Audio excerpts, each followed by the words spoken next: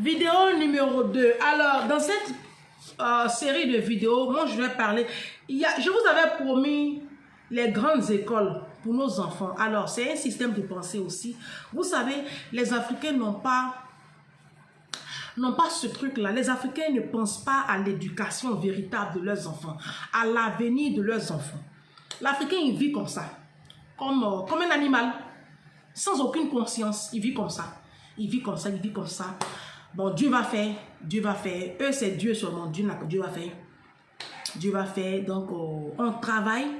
On ne met pas de côté systématiquement pour assurer les études supérieures de nos enfants après le bac. Ça, c'est pas notre priorité. Notre priorité, c'est faire les funérailles, c'est défiler en Afrique, porter les grosses marques et puis aller distribuer l'argent dans les funérailles. Faire des associations à 2 balles là, que vous connaissez là, les conneries là. C'est ça. Ça, c'est l'Africain. C'est de la médiocrité. Et nos enfants sont laissés pour compte. D'accord? Donc, j'avais dit que je publierais. Satan même, il est mauvais. Regardez, j'ai les grandes écoles ici, là. Je vais faire un post. Parce que je ne peux pas les lire comme ça, c'est pas intéressant. Je vais faire un post où je vais vous donner les grands. Parce que c'est important. C'est comme ça que on va relever le potentiel de l'Afrique. Si on met nos enfants dans de grandes écoles. Et il faut que nous, les parents, nous soyons des modèles. Et nous ne sommes pas des modèles. Quand on vient ici à la diaspora, au lieu de se faire former, on ne se fait pas former. On rentre dans garde d'enfants, dans maître chien. C'est dans ça on va rester 40 ans, 45 ans. Mais ce n'est pas possible. C'est quoi maintenant? Quel est le modèle de nos enfants? Parce que les enfants copient sur le modèle. C'est quoi l'enfant va regarder puis ça va le challenger? Et les hommes ici, surtout les hommes de la France, ils vont travailler 6 mois, ils se mettent au chômage 6 mois. Ils travaillent 6 mois, ils se mettent au chômage 6 mois. Ils sont tout le temps au chômage. Des fainéants. Et vous n'envoyez pas comme ça un bon rendement à vos enfants. Vous n'êtes pas un modèle. Quant aux femmes, quand elles arrivent, ces gardes d'enfants, nounous, ménages, les Maliennes, les Guinéennes, les Sénégalaises, elles, généralement, c'est les analphabètes. Donc, quand elles arrivent, elles, c'est le ménage. Entre-temps, le ménage, ce n'est pas quelque chose que tu vas faire pendant 40 ans. Ça vous bousille après la santé. Elles sont obligées après de se mettre en arrêt maladie.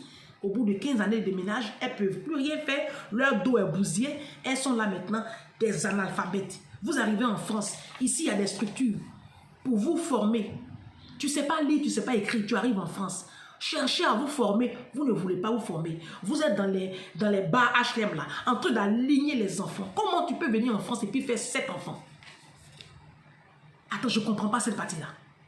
Comment tu peux venir en Europe et puis toi, tu vas dépasser même 4 enfants, même je ne comprends pas.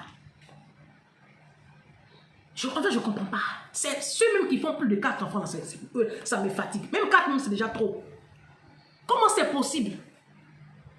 Vous arrivez, au lieu de chercher à retourner à l'école, faire des formations professionnelles, retournez, vous avez des rêves, retournez à l'école, faites-vous former. Non, quand vous arrivez, où vous êtes descendu là, c'est là vous êtes 20 ans, 25 ans, 30 ans. Il y a des gens qui sont en France, il y a des femmes qui sont en France depuis 30 ans, 40 ans. Elles n'ont pas permis de conduire. Elles n'ont pas CAP. CAP, hein? Il y en a qui ont fait 20 ans, elles n'ont pas CAP. Elles sont là en train de se promener dans les funérailles, les associations, pour porter les marques et puis défiler en Afrique. C'est tout. Vous pensez que c'est comme ça les Blancs vont nous respecter? Allez voir les Sri Lankais, les Pakistanais, les Indiens, les Chinois. Allez les voir. Allez discuter avec cette communauté-là, vous allez voir. Eux, ils ne réfléchissent pas comme nous. Hein. Ils sont discrets. C'est pour cela qu'on a l'impression qu'ils ne sont pas nombreux. Sinon, ils sont beaucoup. Hein. Mais ils sont tellement discrets. Allez les voir. Mais nous, là, si c'est pas qu'on allait faire les grosses dots, les gros funérailles, les gros mariages, les dépenses inutiles, et on ne pense pas à nous bâtir nous-mêmes et puis à bâtir l'avenir de nos enfants. Tu viens en France là, il faut chercher à évoluer. Tu ne peux pas rester dans garde d'enfants pendant 30 ans. C'est pas possible. Maman, aujourd'hui là, les femmes même de Paris là, elles cherchent même plus les femmes noires. Parce que nous, on ne parle pas anglais. Les patronnes de Paris là, elles cherchent maintenant les Philippines là, les Philippiennes là. C'est elles qui ont la porte en ce moment parce qu'elles sont bilingues. Et puis elles là, elles ne sont pas chères. On les paie 1800 €. C'est nous, on demande 2200, 2300 aujourd'hui. Donc, elles prennent maintenant les Philippiennes parce que vous êtes nuls. Elles veulent maintenant que les enfants parlent anglais. Le monde évolue. C'est vous qui refusez d'aller en haut. Le monde évolue. La France, il y a 20 ans, n'est plus la France d'aujourd'hui. Hein. Moi, quand je suis arrivé en 2008, c'était facile d'avoir garde d'enfants. Aujourd'hui, pour avoir garde d'enfants, c'est du boulot. Hein. La France n'est plus pareil. L'Occident change. Il faut que nous, on se réadapte. Il faut qu'on se réajuste. Sinon, on va rester derrière. On va rester derrière. C'est l'objet de la vidéo. Pour dire que quand on arrive à la diaspora, il faut qu'on pense déjà à nous-mêmes. C'est pour cela qu'il faut limiter le nombre de vos enfants. Comme ça, tu as le temps de te construire toi-même aussi. Fais tes formations. Parce qu'avec 4-5 enfants, là, tu as fait tes formations. Toi, tu as passé où pour te faire former? Avec beaucoup d'enfants là. À quel moment tu es libre pour aller faire une formation de 2 ans? Moi, j'ai fait une formation de 2 ans à la chambre des métiers parce que j'avais un seul enfant. Je suis seul, hein, je n'ai pas de mari. C'est parce que j'ai un seul enfant. J'aurais eu 2-3 enfants, c'est même pas possible. C'est même pas possible. 2 ans de formation, c'est pas possible. Vous comprenez? Donc, quand on vous parle, écoutez aussi. Des fois, là, c'est vous-même qui vous créez vos problèmes. Et ça fait que vous êtes dans une précarité, mais indescriptible. Mais c'est vous-même qui avez fait ce choix de pauvreté-là.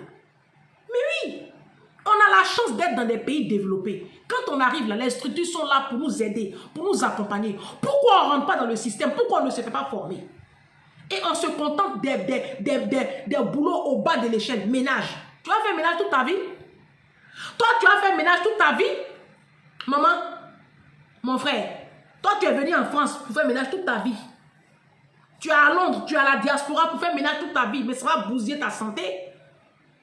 Quand on arrive le temps d'avoir les papiers, oui. Mais dès que tu as une situation, cherche à te faire former. Il y a des formations qui sont payantes aussi. Moi, il y a des formations que j'ai payées avec mon argent. Payez. L'argent vous prenez pour payer Mac là. Payez. Moi, je paye mes petits t-shirts de 10 euros, 10 euros, 20 euros, 20 euros, 20 euros. Et puis, mon argent, je prends, je paye mes formations. C'est comme ça. Il ne faut pas toujours compter sur l'État. Si aujourd'hui, on te dit non, telle formation, on te demande une contrepartie, il faut te discipliner, tu vas payer la contrepartie, tu vas te faire former, puis demain, tu vas avoir un boulot sécurisant aussi. Et tu es un modèle pour ton enfant, tu peux aussi bâtir pour ton enfant. Bâtissons la vie de nos enfants, c'est la rentrée. Hein. C'est la rentrée, on doit tous se discipliner pour construire la vie de nos enfants. Donc, les grandes écoles, là, je vais mettre ça. Je vais mettre ça en ligne. Donc, c'est ça. Il faut qu'on se fasse former. Il faut qu'on se fasse vraiment former. La troisième vidéo qui va suivre là, les gens me demandent c'est quoi le mindset. J'ai écrit ici beaucoup de choses que nous faisons qui définissent le mindset des Africains. Et je vais vous le lire. Vous savez, la Bible dit que c'est aux parents de pouvoir d'amasser pour les enfants. Dans le livre de 2 Corinthiens, c'est aux parents. Et la Bible dit dans le livre de Timothée, je crois que c'est 1 Timothée 5, je ne sais même plus. La Bible dit que si quelqu'un n'a pas soin des siens, en particulier de ceux de sa maison, c'est-à-dire que si quelqu'un ne prend pas soin de la vie de ses enfants, il est pire qu'un infidèle, il a renié la foi, il est pire qu'un infidèle. Vous comprenez? Donc là, je vais vous parler après, dans la vidéo qui suit de ce que j'appelle mindset. Je les écris ici. Ah, ce sera la 3e vidéo. Non, ah, c'est la 3e, non. Je ne sais même plus. La 2e. C'est qui est sur la vidéo qui va suivre là. Je vous parlerai du mindset. Vous comprenez? Donc, la parole de Dieu dit dans le livre de 2 Corinthiens 12 que ce n'est pas en effet aux enfants d'amasser pour leurs parents, mais c'est aux parents d'amasser pour leurs enfants. C'est un commandement, hein. Ce sont les parents qui doivent travailler, se priver de beaucoup de choses pour bâtir leurs enfants. Mais nous, les Noirs, là, quand on fait nos enfants, là, on vit comme ça. On vit comme ça. Comme des animaux. Et puis, les enfants échouent. Ils deviennent des petits de la société. Et puis, demain, maintenant, quand on vieillit, on les emmerde encore. C'est pas aux enfants de s'occuper de toi. Hein? Quand tu as des enfants, là, tu ne peux plus vivre comme un sauvage. Tu dois vivre dans la discipline. Sinon, tu vas récolter la douleur du regret. On a plein de nos mamans, de nos papas qui ont vécu comme des chiens ici à la diaspora. Aujourd'hui, regardez leur vie, ça fait pitié. Vous savez quoi?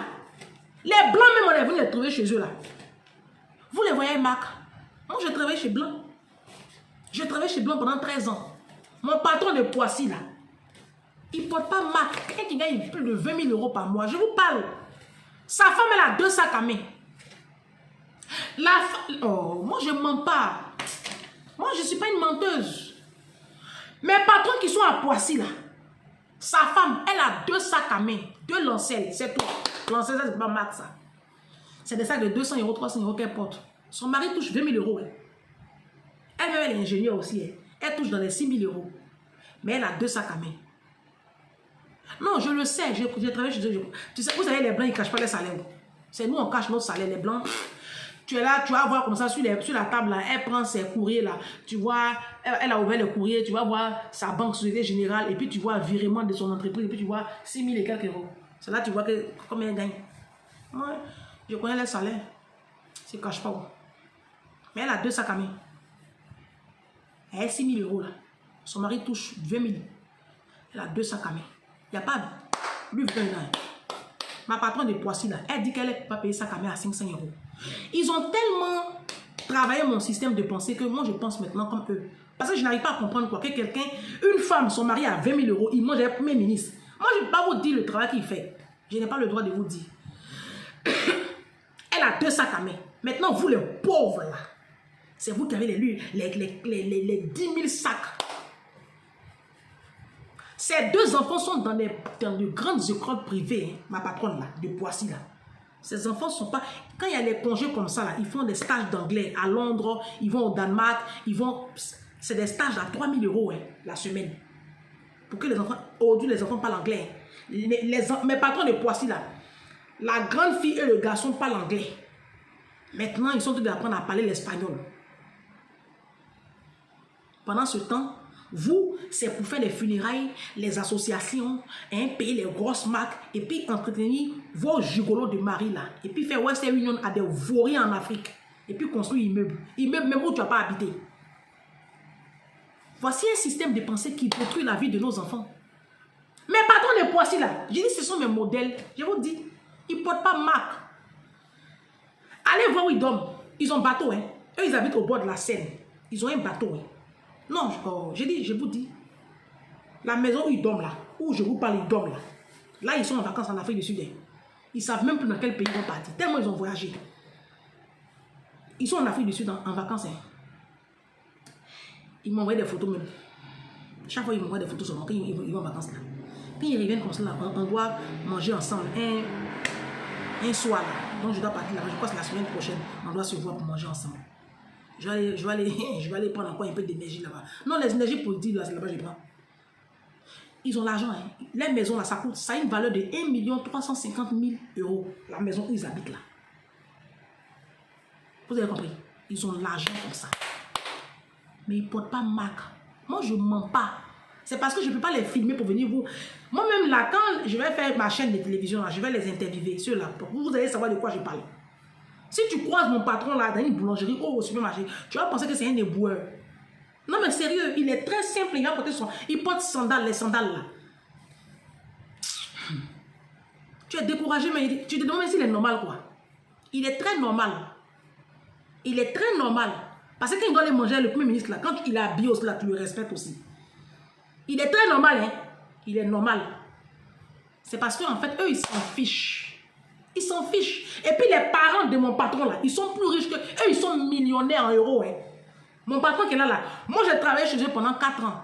Vous savez, c'est après, c'est 2 ans après, je me suis rendu compte que le papa de mon patron là, il me versait 500 euros pour mon salaire. Vous avez compris? Ça veut dire que leur fils gagne plus de 20 000 euros par mois. Non?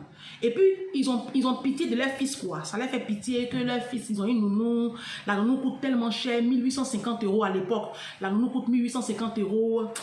C'est trop cher, quoi. Ils vont soulager leur fils. Ils lui versent chaque mois. Les parents de mon patron versent à mon patron 500 euros pour les soulager, quoi, pour m'aider à payer les nounous. Pour les aider à payer les nounous.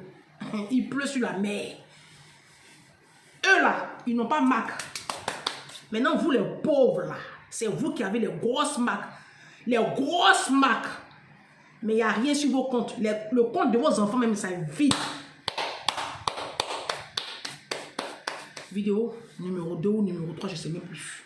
Prochaine vidéo, ne bougez pas, je suis à mon poste. On va parler des choses un peu plus sérieuses, d'accord? À tout à l'heure.